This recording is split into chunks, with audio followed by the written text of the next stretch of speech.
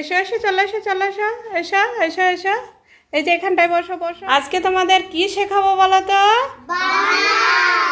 হ্যাঁ, ব্যঞ্জন বর্ণের সঙ্গে স্বরচিহ্ন যুক্ত করে কিভাবে বানান করতে হয় তাই আজকে শেখাবো। বুঝতে পেরেছ? সবাই মনোযোগ সহকারে শুনবে, ঠিক আছে? আচ্ছা, তোমরা বলো তো, আগের দিন তোমাদের যে কয়াকারে কা, কয় হস্যিকারে কি, কয় দীর্ঘিকারে কি, এইগুলো যে মুখস্থ করতে দিয়েছিলাম, তোমরা কি মুখস্থ করেছ? ঠিক আছে, পড়ে শোনাতে পারবে?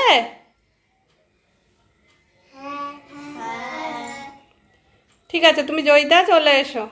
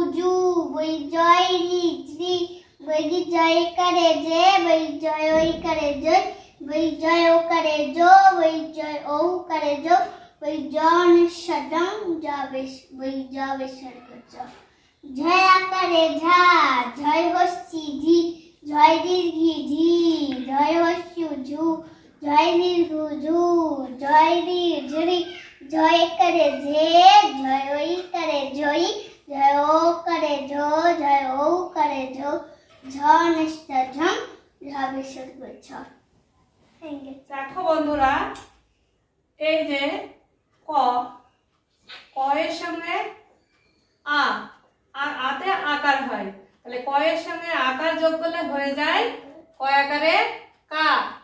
তাহলে কয়াকার দিয়ে দুটো শব্দ, যেমন কয়াকার ল, কাল, আর কয়াকার কয়াকার কা কা। আবার ক এর সঙ্গে হস্যই যোগ করে, যেমন হস্যইতে হয় হস্যিকার, তাহলে কয় হস্যিকারে কি, তাহলে কি হচ্ছে কয় হস্যি ল, কিল। আর কয় হস্যি দন্তনয় হস্যি, কিনি। কয়ের সঙ্গে দীর্ঘ যোগ করে হচ্ছে কয় দীর্ঘিকারে কি, তাহলে কি দিয়ে হচ্ছে কয় দীর্ঘী ট, কিট। আর হচ্ছে কয় দীর্ঘিকারে কি।